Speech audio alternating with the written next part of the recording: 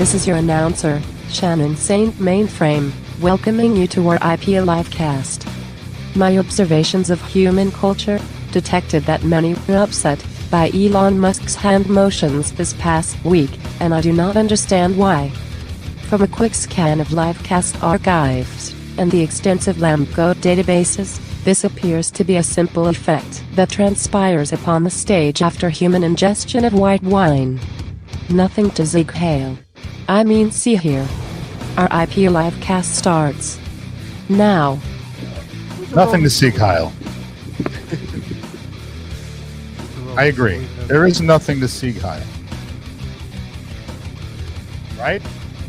Never. Right? I agree. Nothing in this world permits a zig Heil, yes. I would agree with that. In case you don't know. Livecast. Sorry, Rob. Go ahead. In case you don't know, or if you're listening to this about 10 years in the future, this was the week that Elon Musk went on stage after the Trump inauguration and gave a Nazi salute, or what many interpreted to be a Nazi salute. Let's say we report the news factually.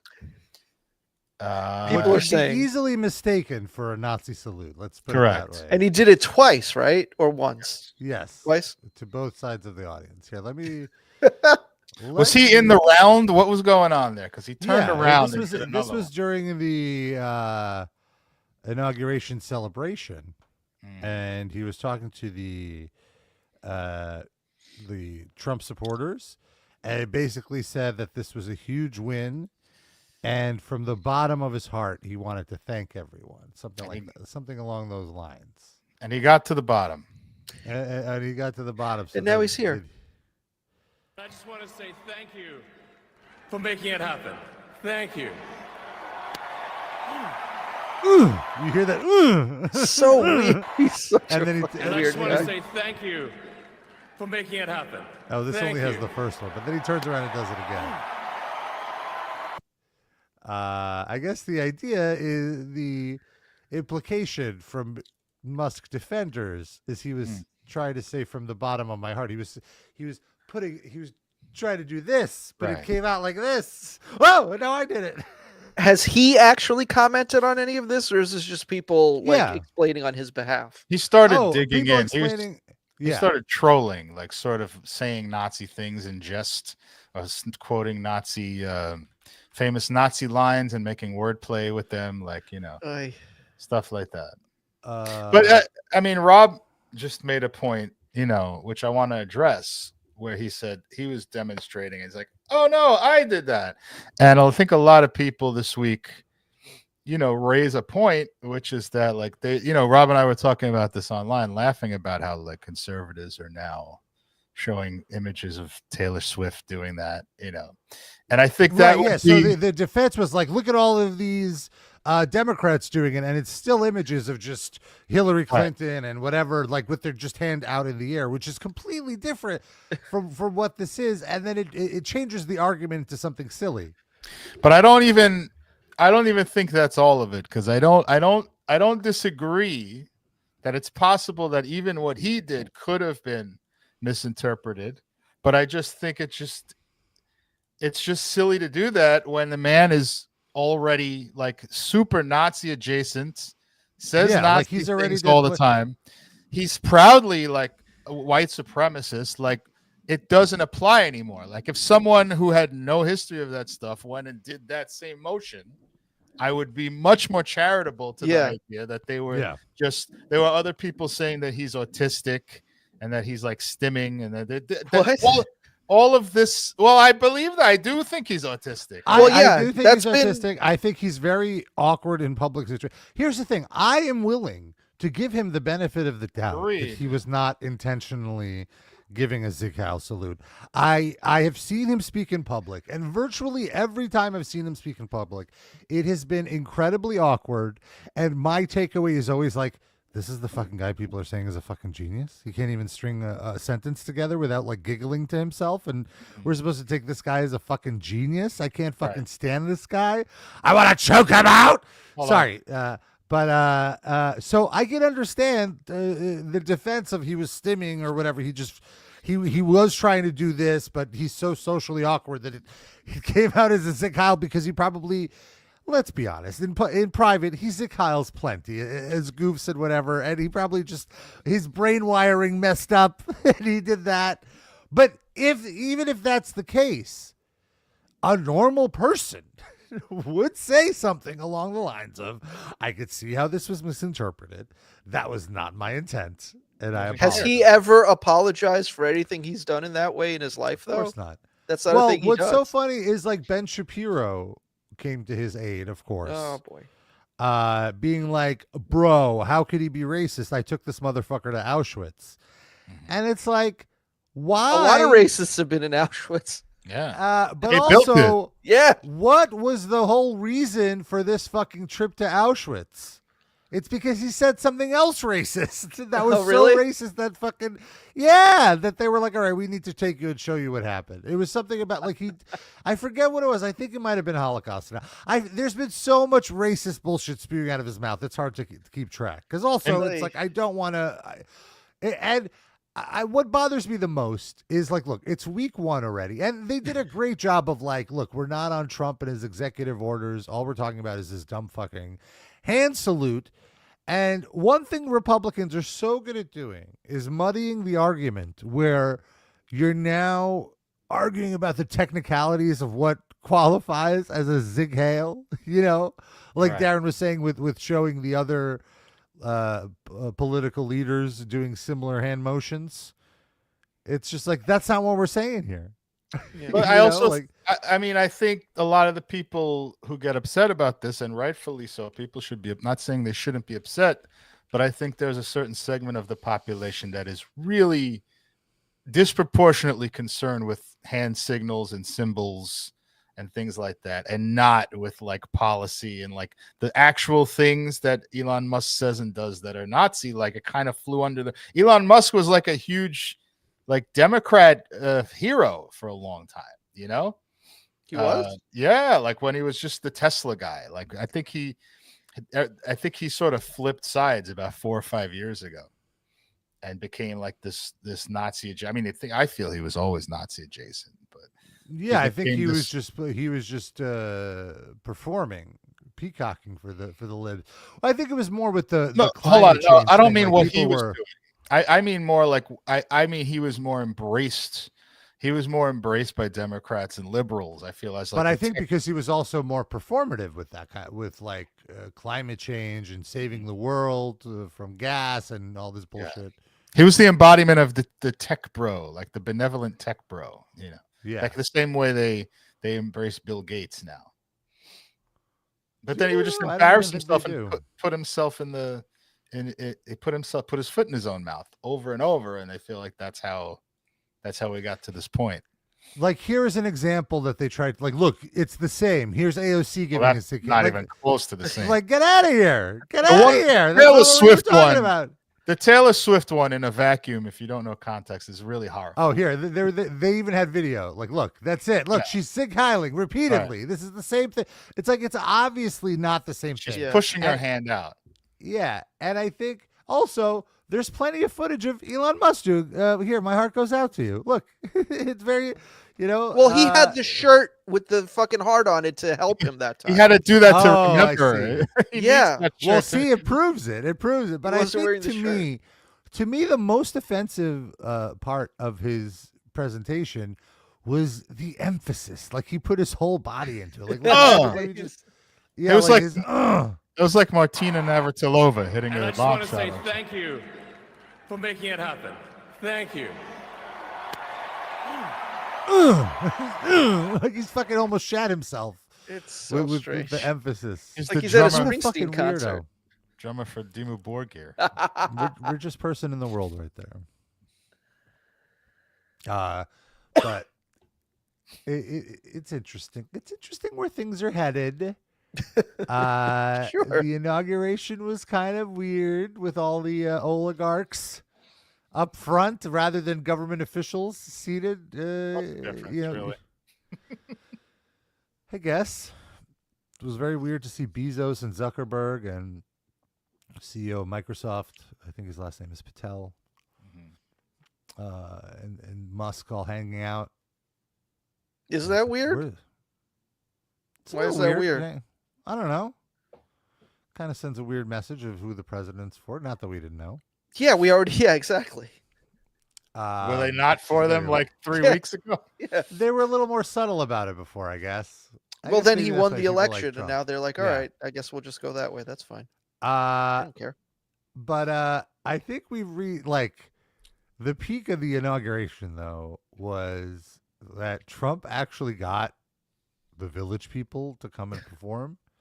In general, it's very odd because I feel like this inauguration is much different than the 8 years ago when nobody wanted anything to do I don't with think him. it's just the inauguration. I think it's like the country in general is just more like, all right, I guess everybody just likes Trump now. It's fine. I don't think it's everybody likes Trump. It's like, all right, I guess he's not a pariah now. I guess I know. I think it's like, yeah, it's still the country is split on Trump and he's deeply unpopular. But I think it's like he's like not a singular evil out to destroy democracy. I think a lot of people from COVID and from this past year of like disaster in Gaza and all that stuff, it's like, oh, this country just sucks. And everyone's broken, miserable, and both parties hate us. And Trump is one of those regular, shitty facets of our shitty country. As opposed to we have a great country and Trump is undermining it. I think that's right. It was a little different when Trump was coming in after Obama. And the perception of like Obama made things great. And then there was the whole thing, Trump ruined everything when he won in 2016. And then the Democrats' whole campaign was like, hey, vote us back in. We'll fix everything. And then what happened was everything got objectively worse. And they were like, wait a minute. So you mean that wasn't Trump wasn't the worst it could be? It could get even worse? So now the Trump is back. It's like, oh, well, we've reset a little bit. It's somehow less worse that Trump is back in the public perception. I'm not saying it's correct or not, but I'm just saying it's like that's what accounts for the shift in the public acceptance of Trump. I think part of it is the Democrats crying wolf. I honestly don't think it has anything to do with actual politics. I think there's just people feel less stigma. embarrassed. Why? I think the stigma went away because we lived through like 4 or 5 crises, like right back to back under the supposed. Also, I agree. Trump there's a lot of disassociating in this country now. People are just like, yeah, whatever. Yeah. I don't have the energy to fight back anymore. But that's why, because the country is getting more and more progressively horrible than it already was. Yeah. Oh, absolutely.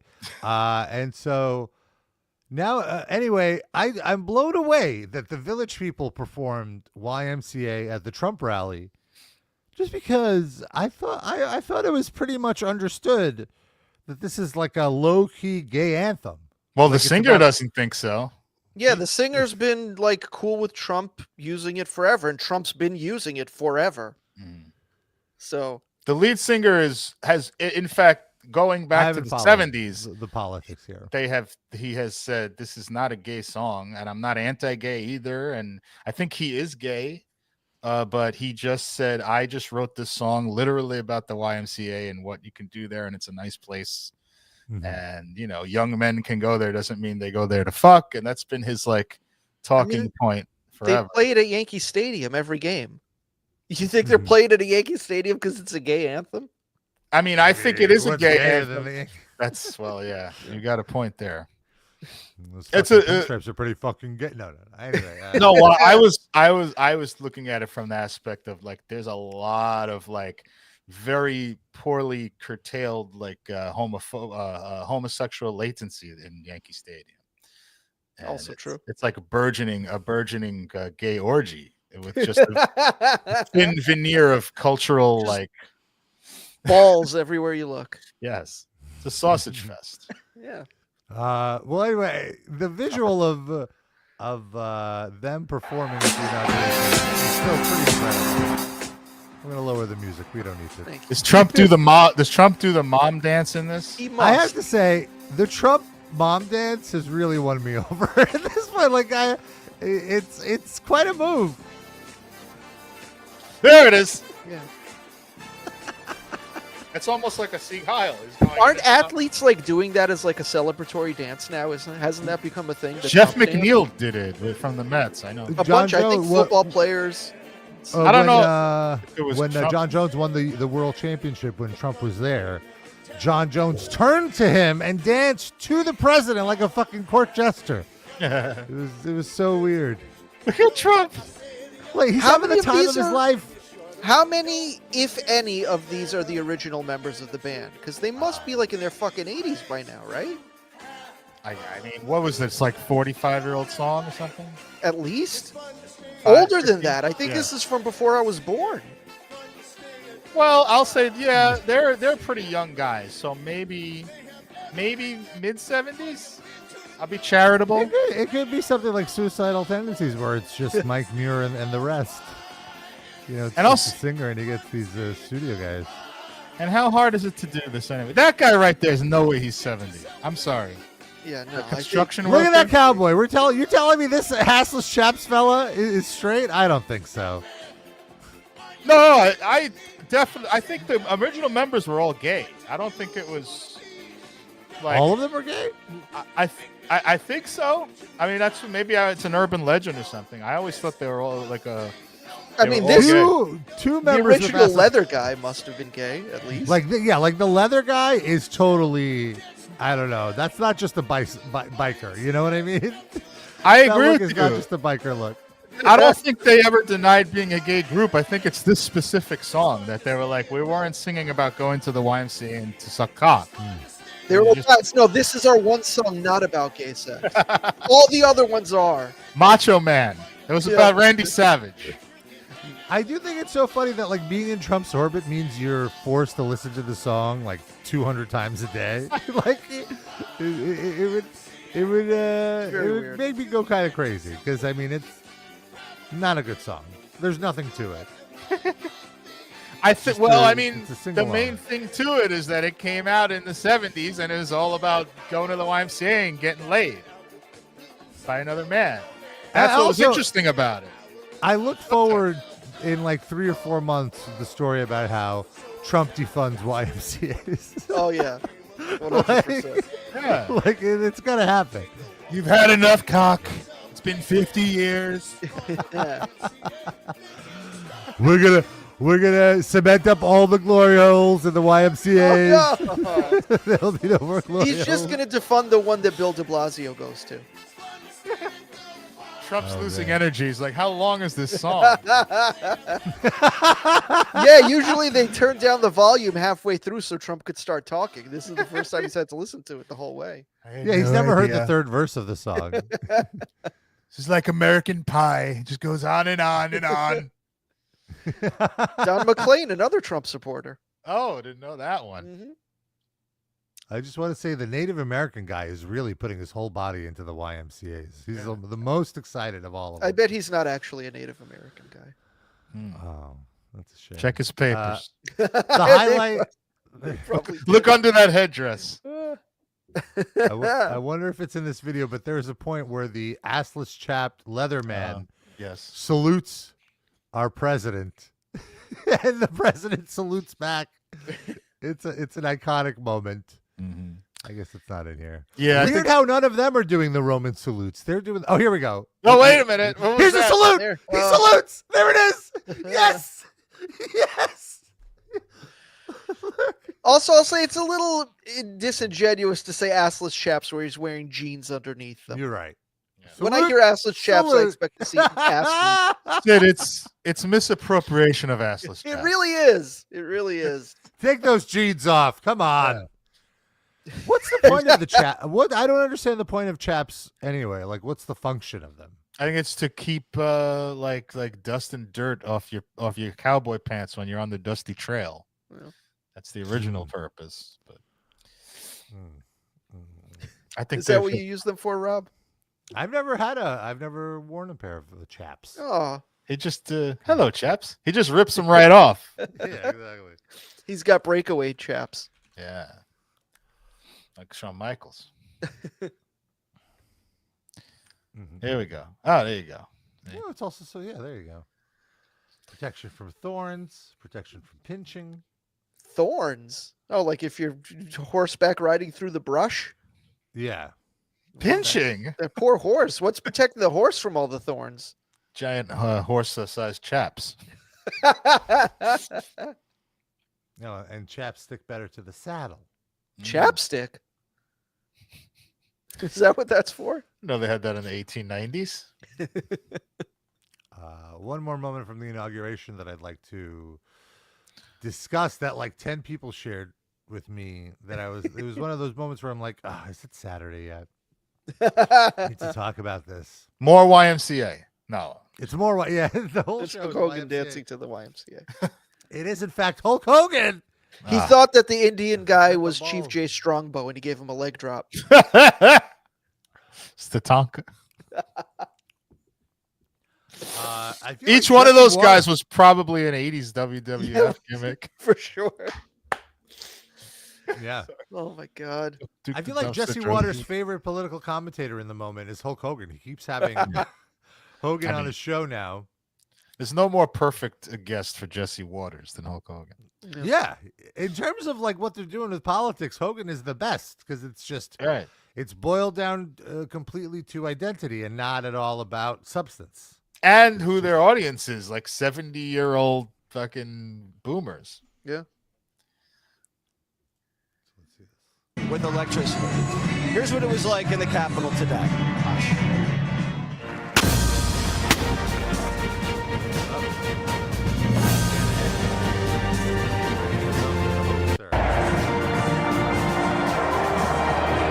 Can you pause this for a second, please? I just noticed, and I feel like this was the case with like CNN and it all too. Like they aired this much differently also from 2016. Like when it was 2016, they aired it like there was an earthquake, 9.1 earthquake in California.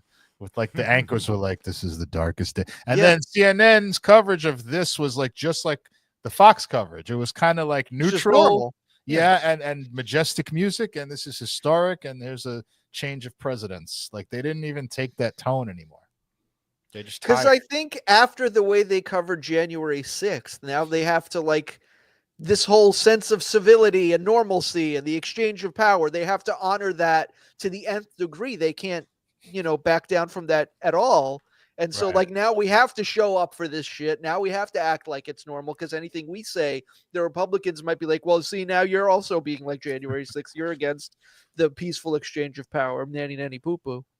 But if you thought it's January 6th was so important, I mean, the guy that did it supposedly won. So well, yeah. Shouldn't you be madder now? Like they don't know what to do. So they just did the easiest, laziest thing. But they really painted themselves into a fucking corner. This is what really bothered me as well. Hillary Clinton and fucking Kamala Harris were out there. It's like, if you let Trump win, it's literally Hitler. You're voting for Hitler at the polls. Who didn't show up, right? Yeah, she was the only one. Props to her. It's like, why are all these people at the fucking inauguration listening to him talk about how the last 4 years were disastrous and how we're taking our country? It's like a fucking roast, and Biden's sitting there sitting front row, talking about how you destroyed our country and how we're taking it back from the DEI and all this fucking bullshit.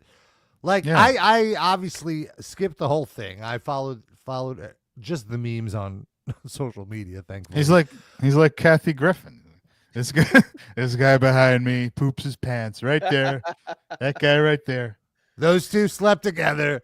Speaking of Michelle Obama, did you guys see that? I keep seeing posts about how Barack Obama's fucking Jennifer Aniston. Have you guys seen this? I heard I have not seen this. I mean, I don't know what the substantiation. Me neither. But I've heard people. Where that. did this? What? The internet? I don't know. I do not know the context. I only see people it's become a meme. So like I've seen it the third generation like iteration of it. So it's like people will refer to that as in the context of talking to something else. Like this is like, Braniston or whatever, Baraniston. And I had no idea what they're talking about, but it turns out people think that they're fucking. Is that blowing your mind, Rob? You're contemplating it? I'm like... I don't know how it started, is my point. I feel like he could do so much better. No, she's a beautiful woman, though. Oh, come Just on. stick with Michelle if you're going to do that. Jennifer, at this Oh, point. I'm certainly not suggesting he cheat on his lovely wife, but I'm just saying, if you were going to engage in that type of thing, she's a beautiful woman. If he has access to some kind of machine on Epstein Island that'll give him Jennifer Aniston from like 1998, by all means. But now, really, she don't look bad. He's 60-something. When he's Barack Obama, she's like the husk of Jennifer Aniston, who I didn't think was that hot to begin with. I don't know. She ain't a husk, man. Come on, you're exaggerating a little bit. Get out of here. It's so basic. It's such a basic. I do agree. As far as an attractive person, she's pretty basic. But I would not say she's unattractive. I mean, listen, I don't think she's generic the most attractive. beautiful woman in the world, but she is the definition of the generic attractive woman. I never got the fascination. I didn't think she was a particularly good actress. I'm very confused by her long-standing success and staying power in the entertainment industry. I don't get it. I agree with you that she's not a good actress, but I mean, she's a basic actress, but. And then her looks aren't that much above her acting to carry her. So what is it? I think it's similar to like Isabella Rossellini, who I've complained about also, where I think basic looking women love her because she's their representation of like the most mediocre white lady possible on every possible scale. So they support her because they see themselves in her. She's structurally pretty. Like her face. Well, because she's had fucking plastic surgery over and over again. She doesn't look like We're talking about her in her 20s. For sure. There's evidence of that. Oh, really? Yes. Early on, like right before she got on Friends, she got a nose job. Wait, we're talking about Jennifer Aniston or Isabella Rossellini now? No, Jennifer Aniston. Okay, yeah. I was talking about Isabella Rossellini. Oh.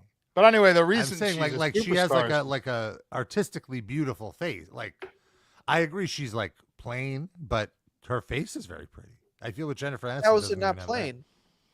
Wait, how is it plain if it's also very pretty? Like her overall presentation is very plain, but like her face structurally is very pretty.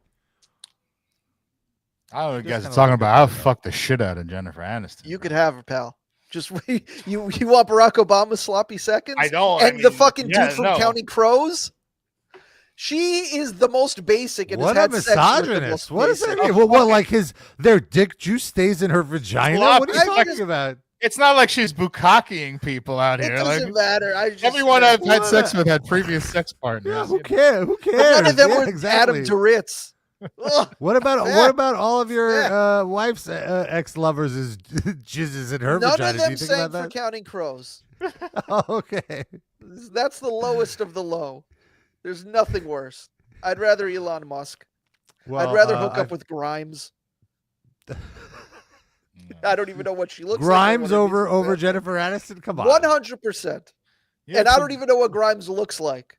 She had some Nazi cock stuffed into that turkey hole. Yeah, exactly. You want those Nazi cock juices on your dick? The Nazis did less against me than Counting Crows. Oh. I don't have to turn on the radio and hear fucking Nazi shit. Well, you don't know that. You don't know what you're listening. Sirius XM. God damn it. How did the rumors about Jennifer Aniston and Barack Obama start? Last August, In Touch published an attention-grabbing cover with the headline, "The Truth About Jen and Barack." The cover claimed that Michelle Obama was betrayed and that Barack Obama and Aniston were obsessed with each other. Inside the print magazine, the story was not published online. It was revealed that the rumor came from a popular celebrity gossip podcast, Who Weekly. Who Are You Weekly? Let's see. Who Are You Weekly? The goss is Michelle and Barack are living separate lives, and Barack is fucking Jennifer Aniston. In Touch reported. Weber clarified that while the rumor came from reliable sources, the whole thing obviously could be made up, but that didn't stop In Touch from running with it. Shortly after the cover, a satirical piece from The Economist in 2014 surfaced, which the writer uses Obama having an affair with Aniston as a hypothetical example of what could happen if Americans viewed sex the way the French do. This has nothing to do with anything, but was a weird coincidence. Okay, thanks. Yeah. Great research there. Cool. Yeah. Oy vey. I guess in October, Aniston went on Jimmy Kimmel Live and dispelled the rumor. She said, This is what was she going to say? Yes, I'm fucking the former president behind his wife's back. Like, of course she's going to say no. That doesn't mean anything. The rumor is absolutely untrue. She looks very unflattering in this thumbnail. Oh, come on. It's a paused video, though. It's not like a. Yeah. But no, that's. She doesn't look nearly as good as she looked 20 years ago, but like, who does, except us. Beg your pardon. Very handsome men. But we're no plastic surgery ever, other than Rob's butt bump. Well, I had something taken off. Well, okay, fair. That was a medical necessity. Yeah. I had like a mole removed. Does that count? I guess Rob's butt bump is still there, so he didn't even. He gets it drained. Yeah, I got it drained. Really? Scandal. In Touch magazine has the latest. Oh, for fuck's sake. Rockers react to Rob's drainage. Rob was a rocker reacting this week, Darren. Did you know that? What? Let's see it. What happened? Am I stealing the thunder of your playlist pick, Rob? Do you want to? Whatever. We could talk about it now. Talk about it now. I know my buddy Rich Hall passed away. Our buddy, friend of the show, Livecast alumni. That is definitely who RIP stands for this week. RIP Rich Hall. He was a awesome concert promoter here in New York City. He promoted all the hardcore matinees at CBGB's up until the end of CB's and booked a lot of bands' first New York shows. Helped us out a lot. Early on in Metal Injection, allowed us to shoot at his shows and let us into his shows, and he was a really good friend. I was actually quite affected by his passing this week. It was quite sudden. He died in his sleep of a blood clot. Very unfortunate. Fucking horrifying. But yeah, so I just when I heard about the news on Tuesday night, was it? I don't know. Yeah, Tuesday night. I just posted a little tribute to my buddy Rich. I was very, very hurt by it. I was struck because just the day before we were talking on social media, and you and him.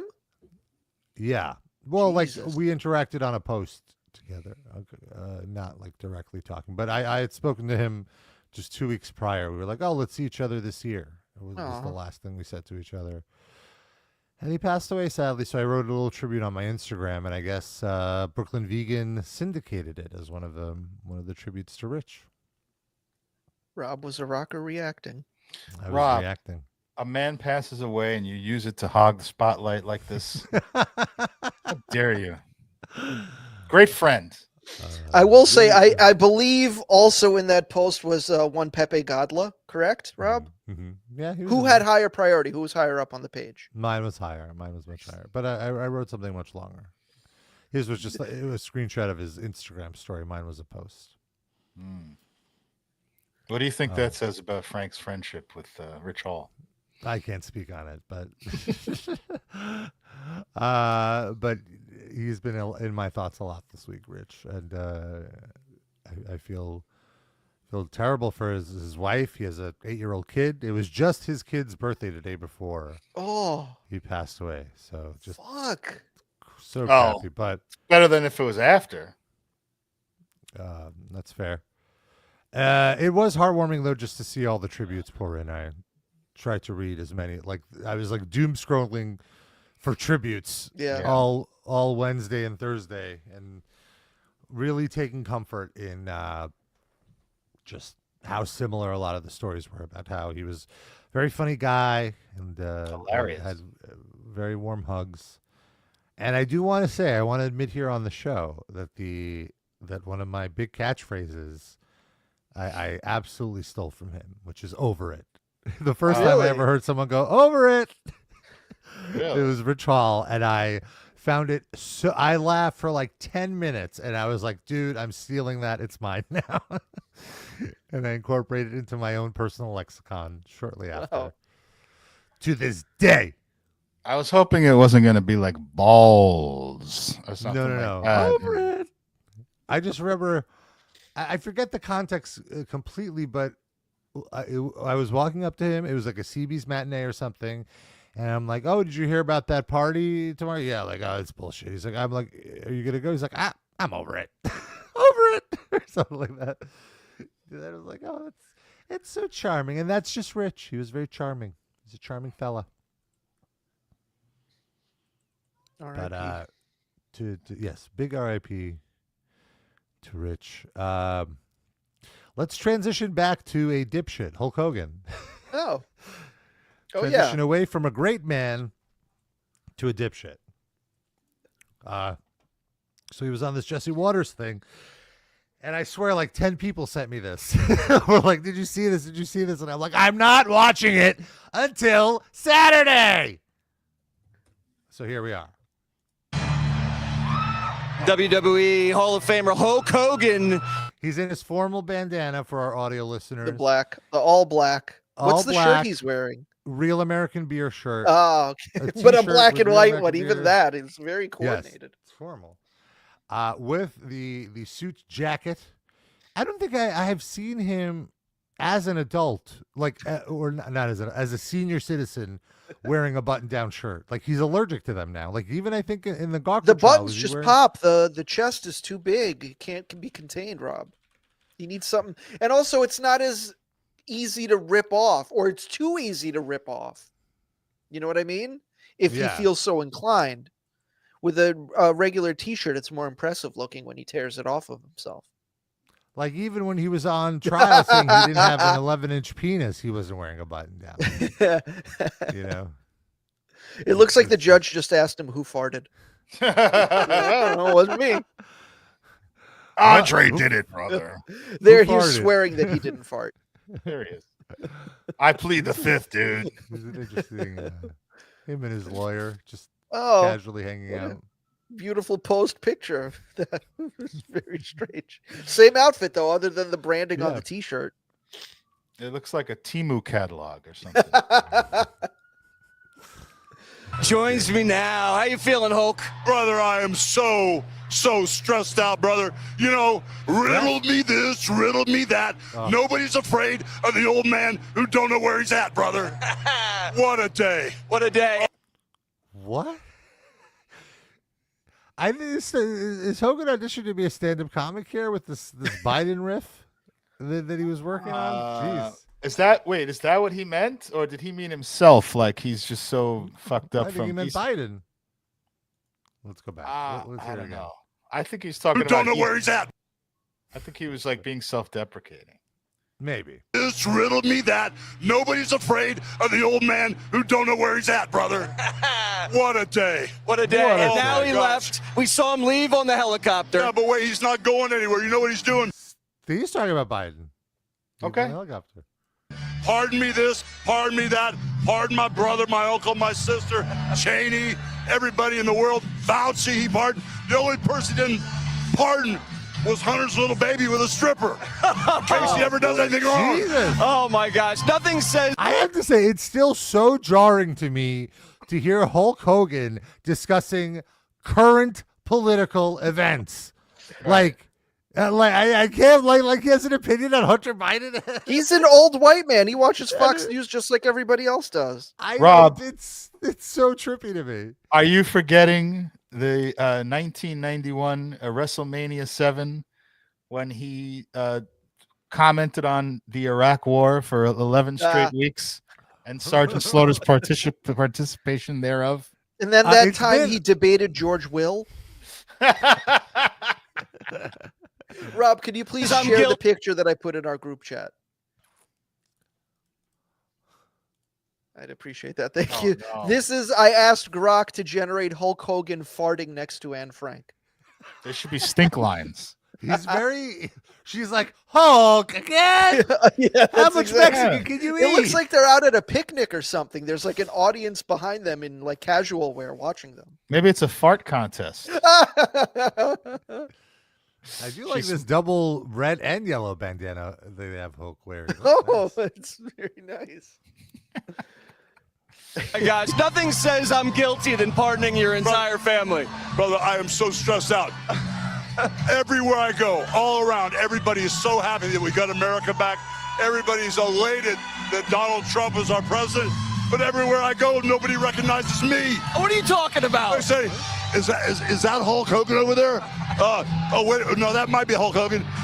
No, that's not Hulk Hogan. Because you don't take steroids anymore. Yeah, exactly. Who's that old man? Yeah, he's an old piece of shit cosplaying as Hulk Hogan. You know, Jesse, he looks like the holding huckster. me down. The huckster and the Nacho Man. He looks like that. Oh, he's saying he can't be recognized because he's in a suit. He's too formal. Just like that 4-year administration. What are you gonna do? The lies, the cheating, all the stuff that's going on, brother. I feel like the veil's been lifted, and that dark cloud. If I wasn't so tired, brother, I'd just rip all my clothes. Oh, you're not tired. Oh, What? You know what? Donald Trump lifted the veil off America. Hold on, Jess. All right, here we go. Oh boy. oh my God. Really? You got about a minute and a half here. Lower gas prices. Can we fast forward? Yes. Oh. Real American beer in the house. We got real American beer. Trumpomania, brother. We've got Trumpomania running this country, brother. One nation under God. Jesse Waters, this is your world, brother. Yeah, baby. I know a tuxedo can't control you. Man. I knew there was no way Hogan was coming in here with a tuxedo for that long. I had a moment, brother. For all our Had to do listeners, he that. tore Thank the you. sleeves off Amazing. his jacket. Yeah. So I am just dumbfounded right now. Elon Musk's gesture was like the second most offensive thing shown on Fox this week. Yeah. Jesus Christ. And he had to throw in the plug for his beer. I just can't. This is so embarrassing. It is. It's worse than Flair for a nation. Yeah. No, I mean even just in context of him and wrestling, and forget the nation. The nation that we've already said is dead and gone. But like Hulk Hogan has now, I feel, stepped past Ric Flair on the way down the ladder of embarrassment. Would you agree with that? Absolutely. Yes. And it only recently just happened. I think it's this Trump stuff. I think Flair was still more embarrassing with the Trump stuff and the born again stuff. Mm-hmm. It's just all so thirsty and desperate and like, I need audiences. I need more people to spend money on me. Where can I go? What markets have I not tapped yet? I'll sell a beer. All of this. It's just such desperation. Hawking the vegan plant ice cream in the fucking freezer that he's got in his stupid house. Ugh. Oh, that's right. I forgot about that.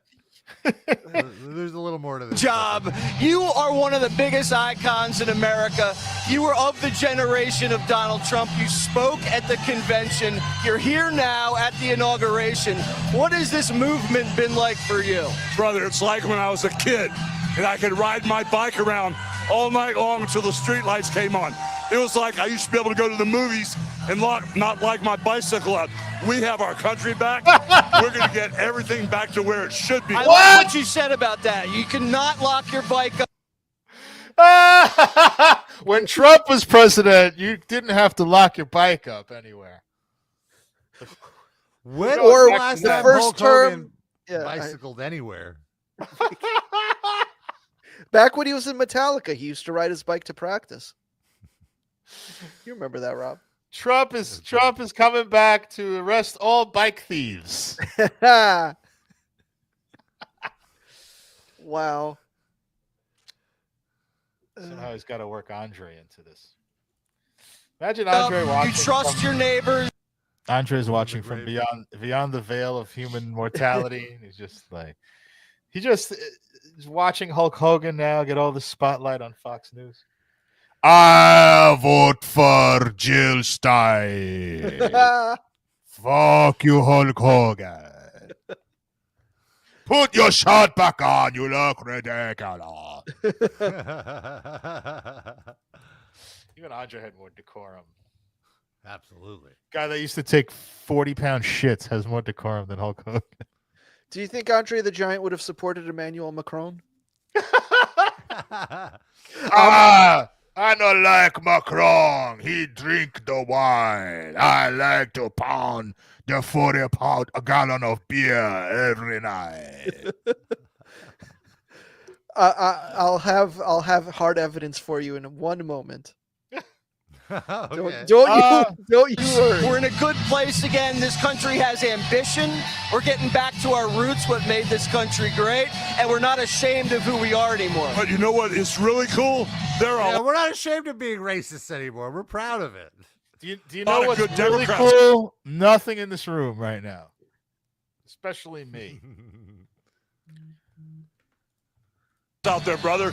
The Democrats are stepping up too. The good ones. All those four left-wing rebel, crazy ones, those liberal ones, those radical left. They're the ones that are still whining and crying and trying to put a roadblock in America's future, man. I can't believe it. We're actually hearing rumors, and I think you like this Democrat. Fetterman might actually switch parties, we're hearing. I don't know if that's true or not, but that's something that's been kicked around a little bit. There was like today. a blind item that someone is going to switch parties to the Republicans this week, and people are assuming it to be John Fetterman. Wow. Love it. Please. Switch parties. I know some place called the WWE that he could be great at, brother, just as long as he keeps that hoodie on. Well, not you. This is where it happened. Hogan, Fetterman in the ring. Cage match?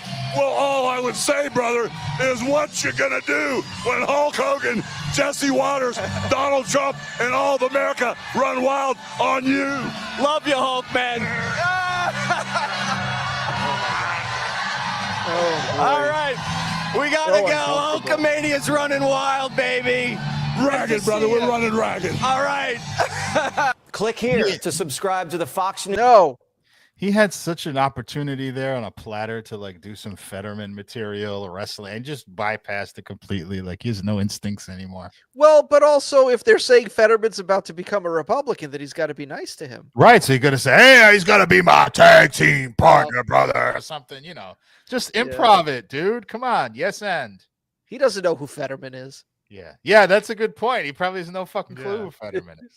Threw some name at him. All right. He wasn't in the Hunter Biden laptop story. That's as far as he got so far. Oh my God. I like the Fetterman. He looked like a shit I take in the 1982. Andre for Medicaid for all. He thinks if you shit in toilet, you can't shit in toilet, you should be able to shit in shower. And government pay for it. If I were alive today, I fucked the Jennifer Aniston. Oh no! Mon chéri, she beautiful. You could do better, Andre. I have evidence of Andre the Giant being friends with Macron, Rob. I put it in the group thread if you want to see it. Oh, I'm loading it up. This is good. Oh, consulting. Yeah. They were at the inauguration together. And see, unlike Fetterman, Andre wears a suit. That's right. He's fucking classy. No collar gap in his suits. Wow. They're pretty close to the same size, strangely enough. Well, Andre's sitting and Macron is standing. Andre's standing in a trench. Macron is on Andre's lap like a ventriloquist dummy. It's my friend, Emmanuel. Say hello, Emmanuel. I've got one more incoming that I think you guys are going to like. Oh, let's see. Okay. All right, let me. Stupid. I'm waiting for it. There you go. Yeah, it works. Hey! I asked for Andre the Giant dressed as Bernie Sanders. This is the best it gave me. We must tax the billionaire, bad for America. Oh, man. Hillary Clinton, you are the lowest, lower than a snake. You cheat the Brownie Sanders. The Brownie Sanders. Brownie Sanders. He's always got food on his brain. Mid-promo, he's thinking about dessert. Dying of Brownie Sanders. Should that be the episode title? Yeah. I will put you in the oven and I will make very delicious Brownie Sanders. I eat the Brownie Sanders 2,000 per day. Hulk Hogan. I want the brownie eating belt. My cat just took the stinkiest fucking dump. I have to comment on it. It's so bad. And usually, like there, I have a litter box directly in front of me, and then there's one all the way down in the bedroom. And he took a shit in the bedroom, and I could smell it 2 rooms away. This does not happen. My cat has similarly powerful shits. And this is the cat who doesn't take stinky shits usually. Usually it's the other cat. So I'm very troubled by what the hell must be going on in the bedroom right now. What are you feeding them? Normal cat food. And my cat very diligently buries his shit too, and it stinks underneath the litter. It stinks. Oh, I know that struggle. Considerate though. They try. One of my previous cats did not bury. She would do the little and then run away. Yeah. And, the fake pretend. Escape the scene of the crime. Sometimes they do that. They take a shit and then they do the hand motion for like a half an hour, but nothing gets covered. Sometimes they do it on the wall. Like it's just like an hand motion like Elon Musk. They're stimming. Right. But they're nowhere near the gravel, which is hilarious to me. Something very bad just transpired upon the litter box. That's all I'm going to say. Well, hopefully it'll be blended into the regular sense of your apartment soon, and you won't be noticing it. What ball? Let's say that is the best part of not the best part, but a benefit of having a dog is that not having to worry about that kind of thing. Yeah, but with a cat, you don't have to take him outside. It's freezing cold. It's a trade-off. I don't mind. I'll take 2 minutes of shit stink for not having to wake up at 6 a.m. Yeah, same. Not that I have anything against dogs. Like if I had the real estate to just have a backyard for the dog to bury its own shit, I would love a dog. I absolutely adore dogs. It's just not functionally, like, to me, it just disrupts my life too much. Agreed. Not me. I love dogs. Because we all love dogs, Rob. But do you eat the other ones? You love them roasted on a spit? Is that what you're saying? No. Ew. But yeah, you're up at 6 a.m. anyway. It's different. Like you can walk her and just go out and come back and drop her off and go out where you're going. It's true. Pick up some croissants. How often do you do that, Rob? Pick up croissants usually on a weekend, on a Saturday. I'll get a croissant. Well, that's today. Mm-hmm. Today we had McDonald's breakfast. Oh, nice. What'd you have? The commercials on RuPaul's Drag Race last night worked out. I think I want McDonald's. I love McDonald's breakfast. Yeah. They have the best breakfast sandwich, I think. And they also really revamped. Their quality control is so much better than it was 10 years ago. Like I swore off McDonald's because it was such a junk. I would eat it and just feel like immediately in my stomach a big like growling pit of like dysentery. And then that's a great band, by the way. Yeah, I think Rich Hall booked their first show in Brooklyn 20 years ago. But I eat McDonald's now, and it doesn't even upset me a bit. Like it's quality fast food now. Yeah, it's well made. It's still junk. It's still bad for you, but it's like higher end junk. Yeah, higher end bad for you stuff. Yeah, I agree. I've been going much more frequently than in the last few decades. In the last few years myself. And that $5 deal, how could you not? What's that?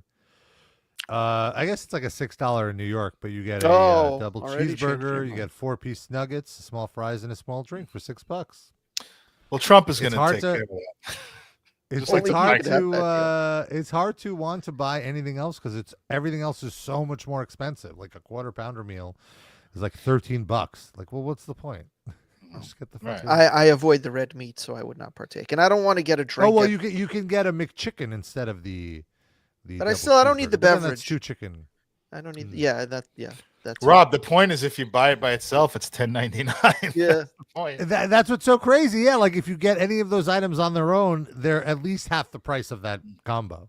It's ridiculous. I was actually shocked because I went like during the last school semester. There's a McDonald's right next to where I go to school, and I went in there to get a chicken Big Mac, and it was like $10.99 or something plus tax or whatever it was For the meal or just the sandwich? Just the sandwich. I don't get it fried. Jesus. So I was like, oh, and I did it. I was really wanted one. I was like, fuck it, and I did it. And then like a week later, I was working in Manhattan, and I see the chicken Big Mac, and it's calling to me, and I'm like, oh, you dummy, it's like $11. Like, just chill, get to eat something at home.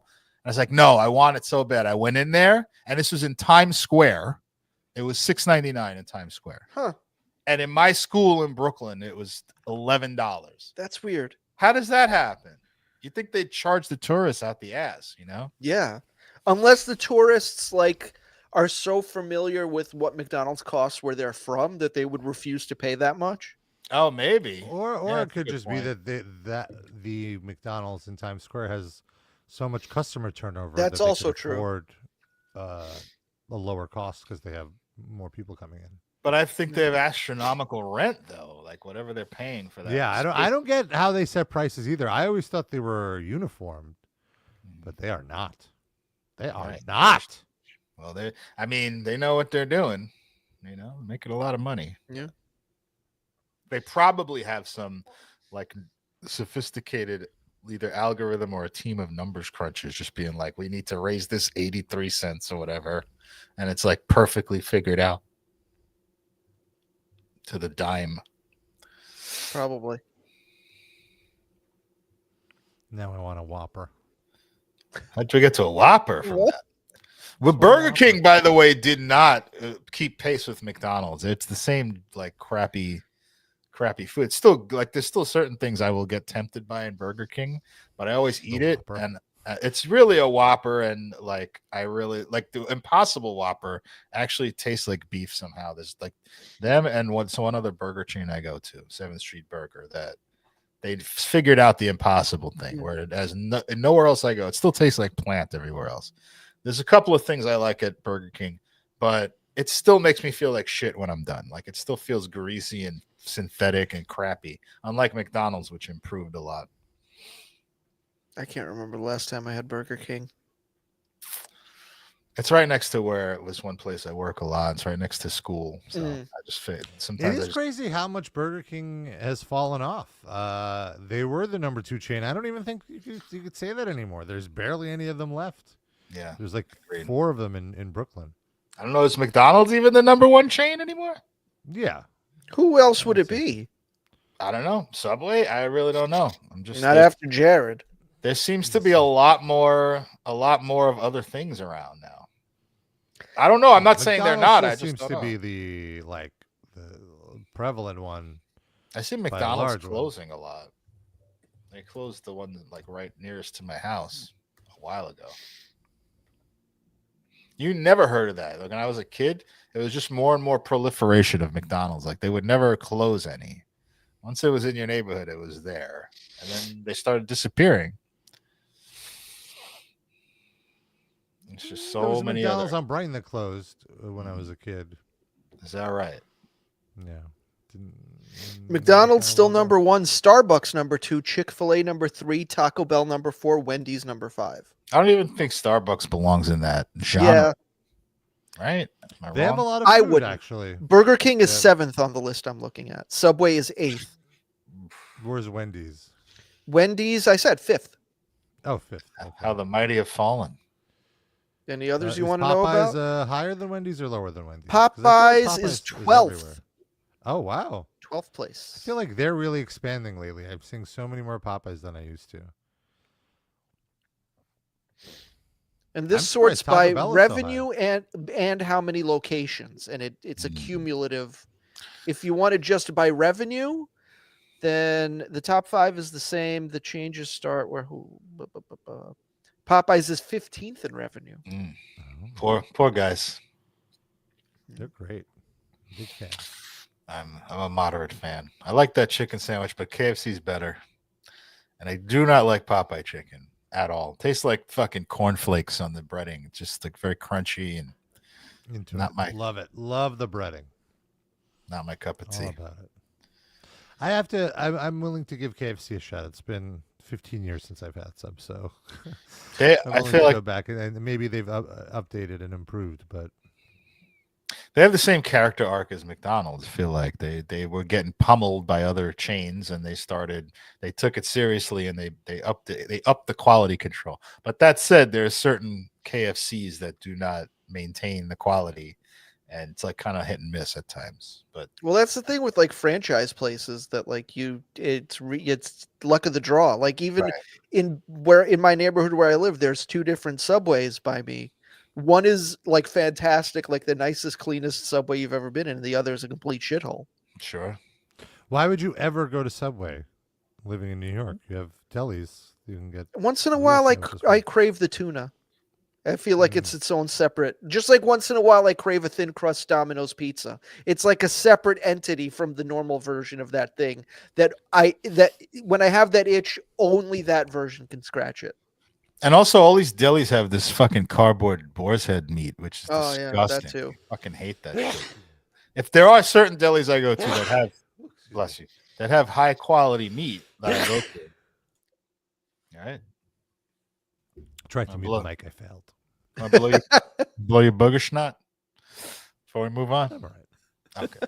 I'm all right. Yeah, there's some high quality delis that don't use that shitty boar's head, but if I see boar's head in the case, I will not get a sandwich in there. But sometimes they have boar's head and then a different version. You just have to specifically ask for the other kind. I do. Like if that bagel store is my only option, then I say, "Do you have boar's head? Anything non-boar's head?" Yeah. If they don't, I just get something else. Yeah. Get some cream cheese. I have been team anti-boar's head since I was a teenager. Well, you converted me in the 2000s. I feel like you got me to be more curious about Russian meats. Russian meats. Yeah. Yes. Dr. Skya curious.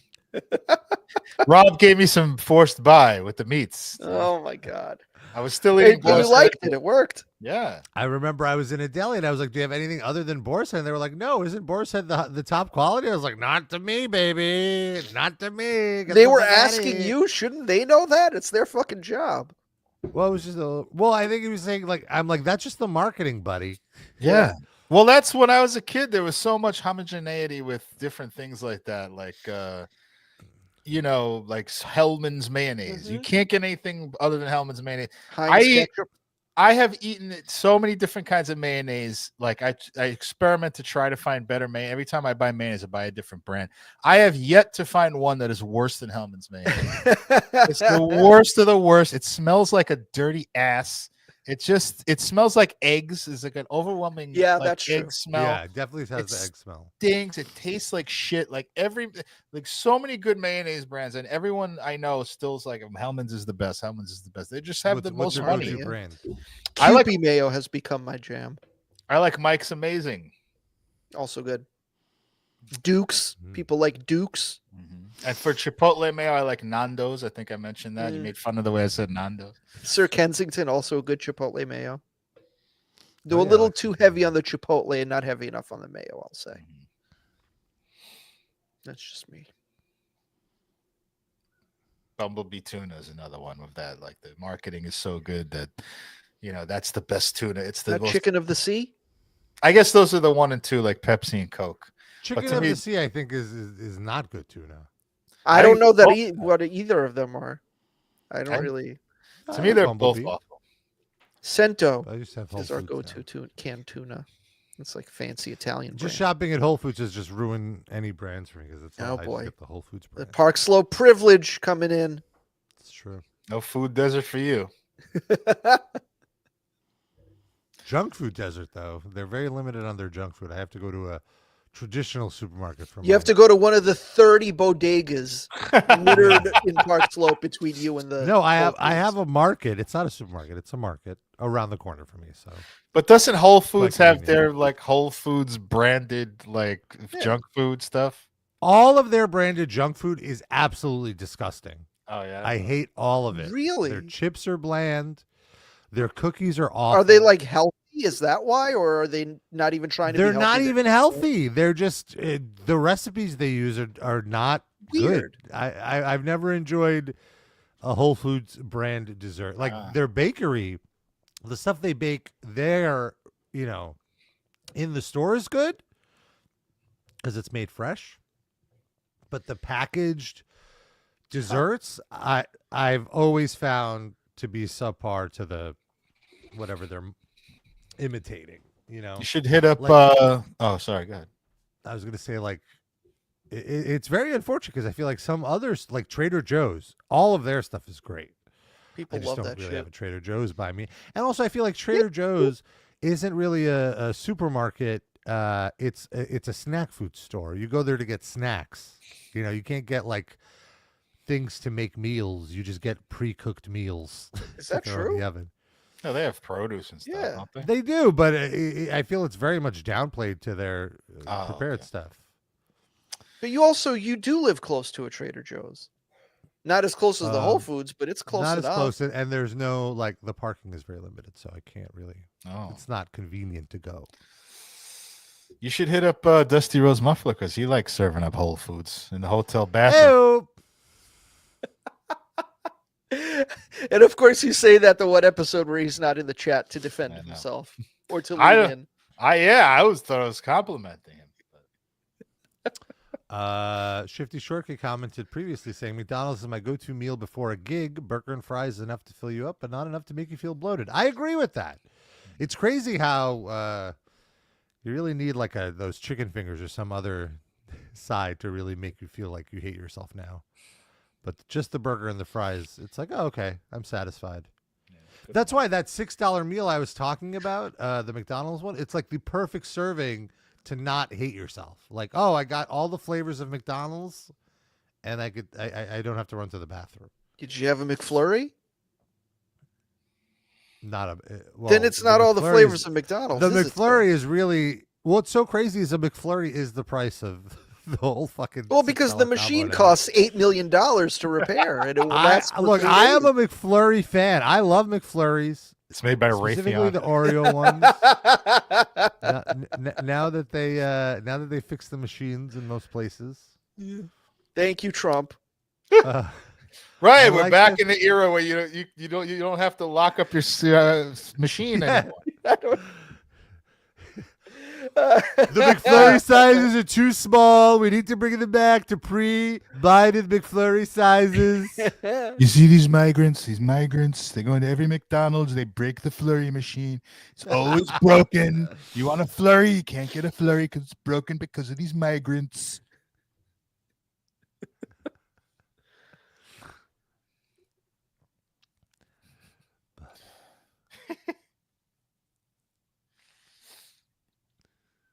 Now we are all going to go get lunch at McDonald's.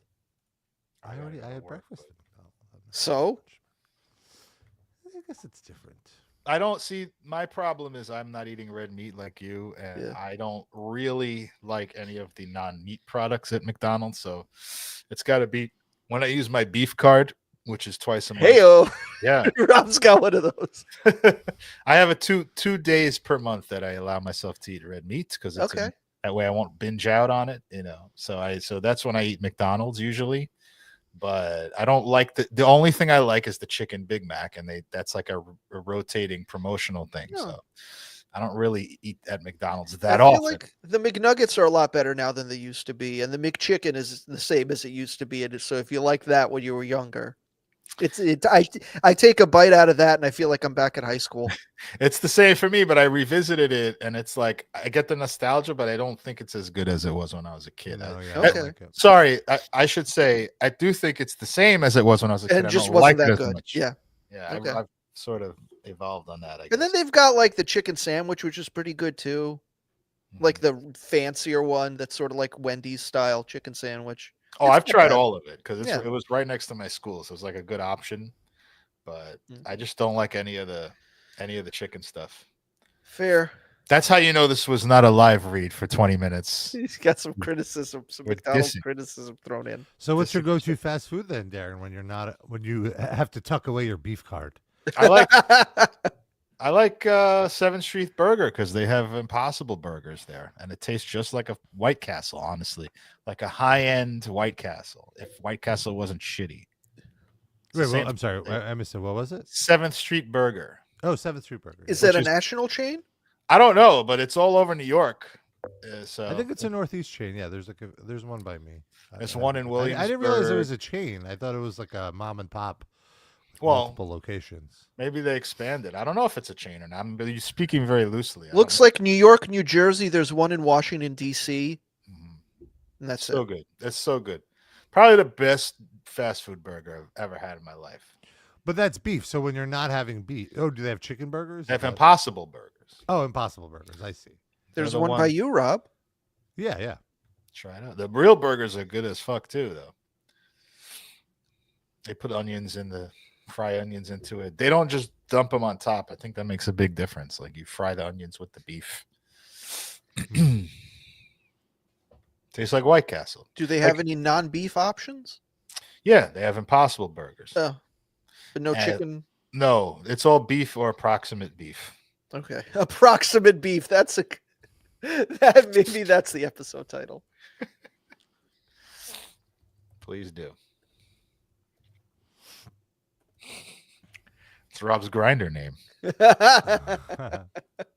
What is your grinder handle? Put it on blast, Rob. Wait, actually, do they have handles on there? I don't know how that works. Handlebar mustache. There's like a title.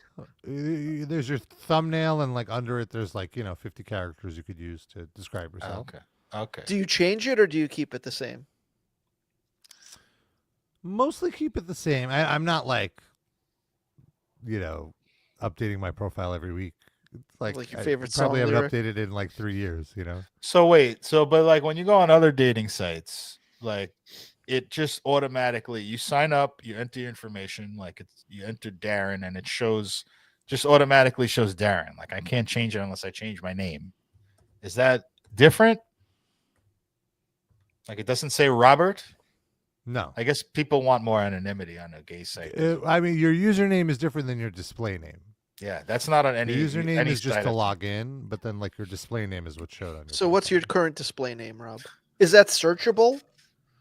I'm not. I don't know. So like, if you told us right now, could people listening go and find you on Grindr based on that or no?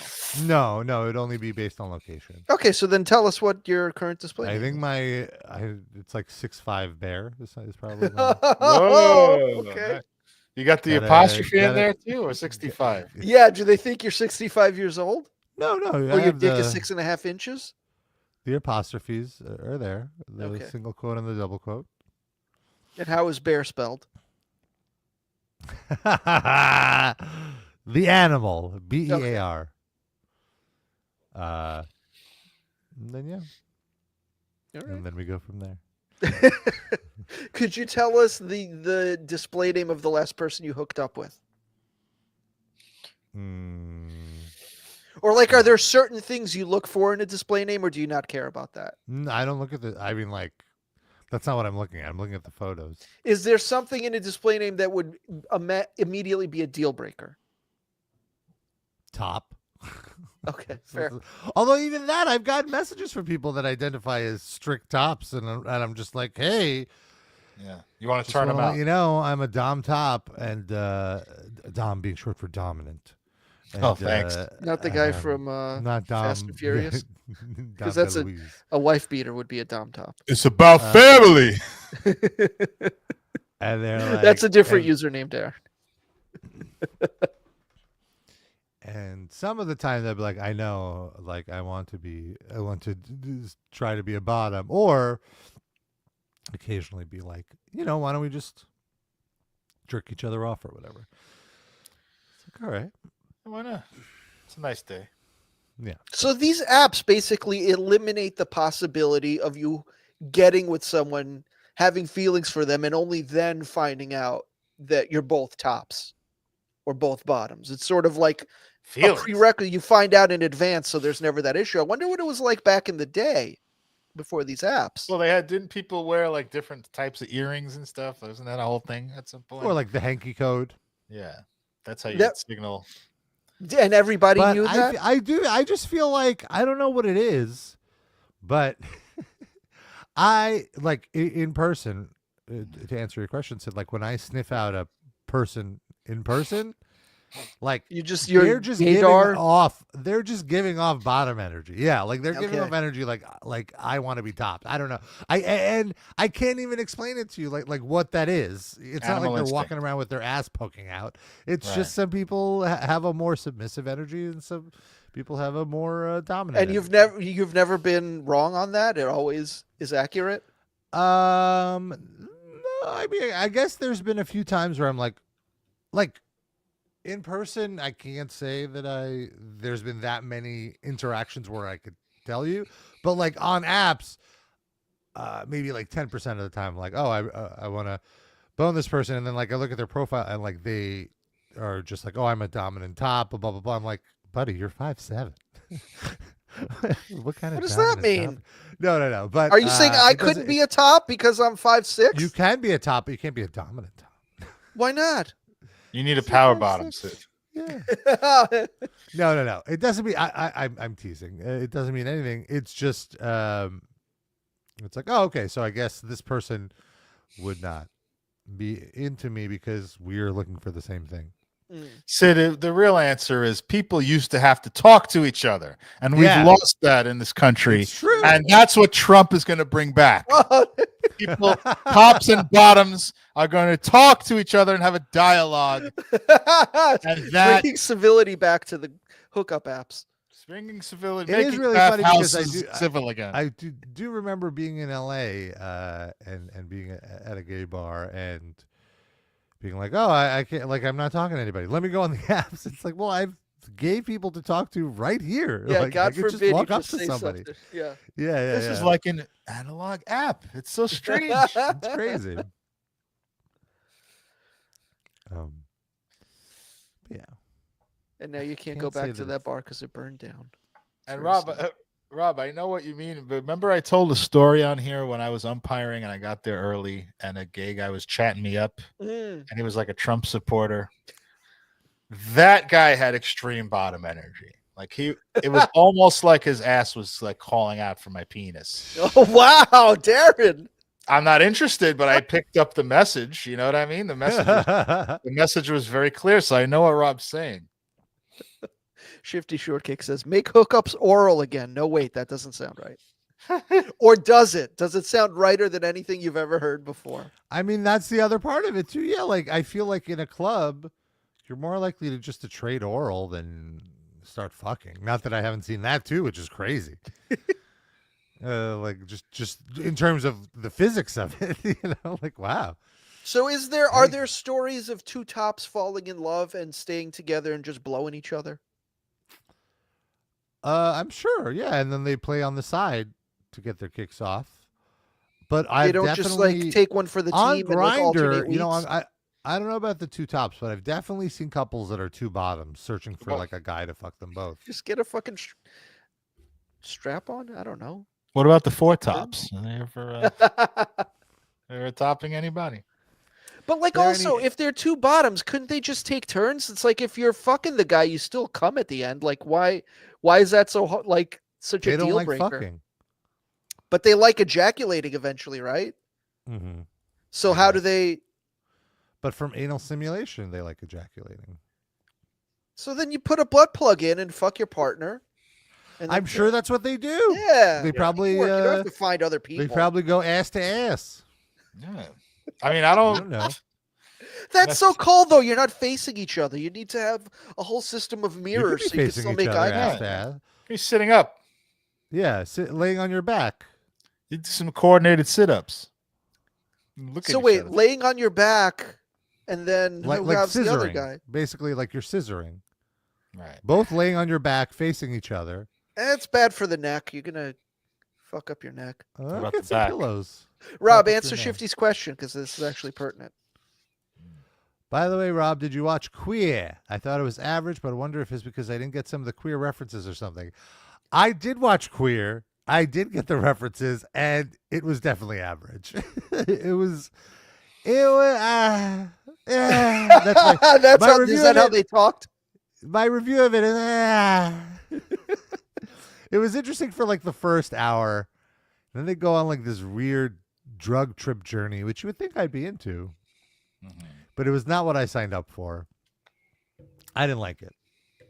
I would not watch it again. You wanted sucking and fucking, not snorting and sniffing. Right. There was some sucking and fucking early on, but then it devolved into snorting and sniffing. Also, some weird choices. Jason Schwartzman is in the movie as like the gay guys. The gay guy is Daniel Craig, the main lead, the main queer. And Jason Schwartzman plays like the George Costanza to his Jerry Seinfeld. And he, for some reason, decided to put on fat makeup. But the thing is, his character is only maybe like 15, 20 pounds more in weight than actual Jason Schwartzman. And is it based on real people or no? So who cares? It was so distracting. Anytime he was on camera, you could see where the prosthetic ends in his forehead. You know, like you could see the crease. His lace front was showing.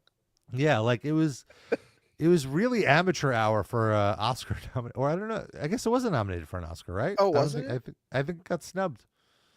Well, we're gonna have to get Axel Rosenberg on the show to talk Oscars in the coming weeks. Yeah. I look forward to but that. yeah, I wasn't too crazy about it. I felt basically the same way you did, Shifty. I thought it could have been much better and could have at least been half hour shorter if that's the route they decided. How long was it? It's like 2:20. 2 hours, just even minutes. Thinking about it is boring. Yeah, make me yawn. It feels like one of those movies where they came up with the title and then figured out the movie afterwards. Like, we should put out a movie called Queer. That'll get people riled up, right? Yeah. But what is the movie? Whatever. Figure that out. Yeah, it's a guy. Yeah, like it's about him accepting his own queerness, I guess. And who cares? Haven't there been numerous movies like that? Like, you got to push the envelope at this point. We already had Brokeback Mountain. Is this surpassing that? We got cowboys fucking in this one? In the mountains? No. Then we're taking a step back then. This is like a gay movie in the Trump era. Very sad. Folks, he said it. Thank you. Had to be said. All right, let's talk about our Spotify picks. Each week we each pick a song, throw it on a playlist. You can check out on Spotify. It's the RAPL Livecast Music Break. Find it there. We have 782 songs on there, 52 hours of music. It's very nice. My pick this week, I've already given him a tribute, but I knew immediately what song I was going to pick. It's a track from Curl Up and Die, one of the best band names ever. But also possibly inappropriate given how Rich Hall passed away.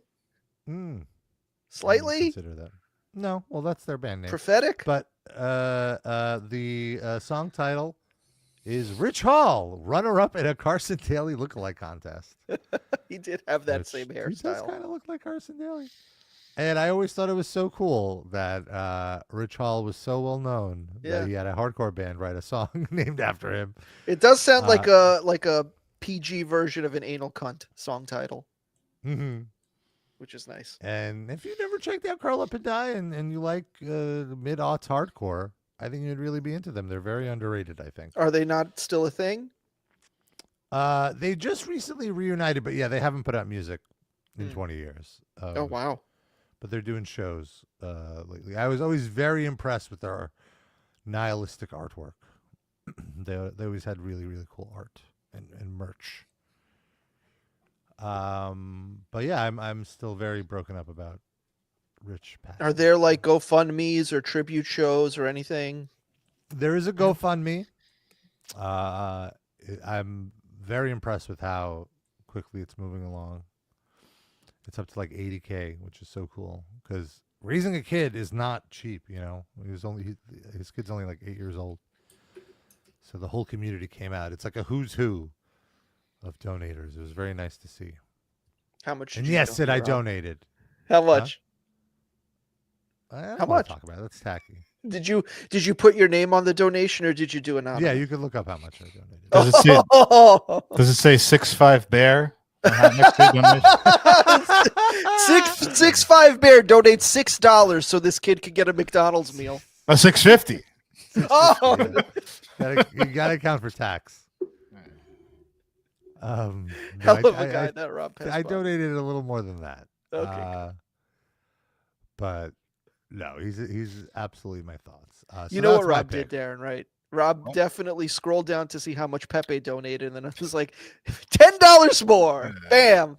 Oh, 10. I was going to say like, 100? 101.50. 106.50. Just to denote the bearism. Sid, what's your pick? I was bored earlier this week, so I was scrolling through Amazon Prime, like their documentaries. They always have like the most random, old, obscure music documentaries. And I found one called Underground Inc. I don't know if either of you guys have heard of this one. Came out about 5 years ago, but the footage seems like it's at least 10, 15 years old. And it's like every single like documentary you've seen about like the rise of alternative music and bands getting signed to labels, except this one interviews extremely obscure musicians and bands, like the ones that were not asked by the previous 30 of these documentaries and were left over. And it was just very amusing to see like bands either I'd never heard of or I heard of once when I saw their CD in a cutout bin in like 2002, and just like Cop Shoot Cop. And a guy talking to a guy who was in Rollins' band for 3 weeks. It was just extremely obscure and random, but enjoyable. And one of the people they talked to a lot was the guy from Monster Magnet, who looks like just the biggest piece of trash in the world. He's a great guy. Great guy. Is he? Yeah. Okay. The Because singer? Yeah. I remember liking a few of their albums, so that's who I picked. I picked a Monster Magnet song called Heads Explode from one of my favorite albums by them that happened to come out while I was music director at Brooklyn College Radio, so I had to listen to this album a lot, and it was good. And he just looks funny, and he's like almost 70 years old. He's fucking old. Gross. But a good rock and roll band. I remember Cop Shoot Cop being one of those like sort of like Nitzareb, like one of those names I would see all the time in the record store. Didn't really know too much about them, but then like it would come up later in life, like, oh, I remember Cop Shoot Cop. Anyway, I was inspired by Elon Musk's hand gesture this week to play an anti-Nazi song. So I played the great Nazi Punks Fuck Off, but not the Dead Kennedys version, the Napalm Death version. Nice. Which is one of those covers that I like for the fact that it makes it completely into a Napalm Death song. And that's what I like about covers, when they don't just imitate the song directly. So this is very much a Napalm Death song, but maintaining the ethos. And they're a very anti-Nazi band, reputedly, even though the lyrics of their songs, not to my recollection, are not particularly obsessed with that, but they've been known to have anecdotes and stories where they were openly anti-Nazi. So I support that. Yeah, we're not fans of Nazis here on the Livecast. We're all Jews. We expect. The only one we ever liked was Sean. Yeah, and he kept it under wraps most. Yeah, we knew. Stop it. Stop it. Come on the show and defend yourself, Sean. You know where to find us. Yeah, it would leak out at times, but you know, No, it was Sean is not enough. he kept it under wraps enough for us, I would say. Get It's out decorum. of here. All right, Don't folks, that's defend our it. show. We got to get out of here. Don't message Sean about this. Don't let him know. We got shout outs to do. Oh, we have shout outs. That's right. Before we go, I do want to mention our Patreon. If you want to show us a little bit of support, throw a little money in the tip jar. We'd really appreciate it. If you throw $4 in at patreon.com/RIPALivecast, get access to bonus episodes. 5 years of bonus episodes now up and at them. They're there. You could watch them every week. Sid offers you quite a roundup of shows to watch. And most importantly, our bonus episodes this month. I'm a little burpy. You don't say. This month we watched the documentary Bigorexia. And it's about dudes who just keep getting bigger. Can't help themselves. And women. Keep pounding on the muscle. And women, yes. Two That's women. right. And Yeah. And it's a really, really fun watch along that we did. We learned a lot, surprisingly. And we think you would enjoy it. And before that, last month we watched Red One, starring The Rock. Maybe the worst movie we watched ever. Pretty bad. If you do it based on amount of money spent on the movie, then yes, for sure. Dollar for dollar. Yeah. I think it wasn't our a watch along. That was just a roundtable discussion. Right. Like we all watched it ourselves, suffered independently, and then commiserated together about what a terrible movie it was. We can tease the one coming up shortly in a few days, which may be the worst piece of any kind of content that we've watched, which is the Bill Maher stand-up that he just released. Yeah. Good grief. And I've said this at the end of that episode, and I've been saying it progressively over the years. Yeah. This is the worst thing we watch, and it sort of seems like I'm overselling it, but I really believe it's very bad. I've had now we recorded it on Tuesday, so I've had a few days of removal from the trauma. And I feel centered enough to say, yes, this may be the worst thing that we have watched. No. Just devoid of joylessness, and somehow we made it funny. Just dunking on it. But it's a great episode. And he is a terrible person. He's the worst of the worst kind of person in our society. Yeah. And it comes through in the comedy. Yeah. You'll see. Rob, you're going to do these shout outs by telling us each of these people's Grindr display name. All right. Seen all of them on there? If you donate $8 a month or more, you get a shout out at the end of the show. You're a top Livecast fan. So let's do this. First, we got Benjamin. Ben jamming dick in your mouth is what. Oh no! So bend over. Wouldn't it be in my mouth since it's his display name? Dan, he's an oral top. He only gives penis. He doesn't receive penis. Roger that. Dan R. Parenthesis R for rim job. It says. Okay. Yummy. Massachusetts. His display name is visiting from Boston. Lando Danks, his display name is 420 friendly. LaCroix, his display name is Newentown. Put LaCroix in my ass. Oh, no. LaCroix and Scotty H, no display name because they're children. They're probably in their 20s by now. Yeah, you're right. Aaron's display name is Aaron. Very, very basic. Mr. Schmertzler, his photo is from the chest down. You don't see his head. Oh, okay. In case a student catches him. And his username is looking the number 2 discipline. Oh, wow. All right. Looking to discipline. I believe that every one of these display names is one Rob has actually encountered in the wild. Sure. Douglas, who are you, Levison? His is just the trumpet emojis. It's very confusing. It's like, does he shove a trumpet up his butt? Does he play trumpet? He wants you to play his dick like a trumpet. Yeah. And then you got to get to know him, like we were talking about earlier. You actually talk, and you find out he just hates trumpet players. That's it. Slinkies. His username is the splash emoji to signify he's into cum play. So if that's to signify cum play, what would be to signify water sports? The splash. Isn't that the same thing? Or maybe like a yellow, like the yellow square and then the cum play? I don't know. Something to check in on. Jander, he's got the snow emoji and a skier emoji, implying he wants to ride the slopes. Jander, you gotta chill out. Living hard and fast. And Randy Blad, his username is just any trans ? That's his username. That's Randy Blad. Yes, there are trans girls. That's our show, folks. Thanks for tuning in. We'll be back next week. Until then, we love you. We kiss you. Bye-bye.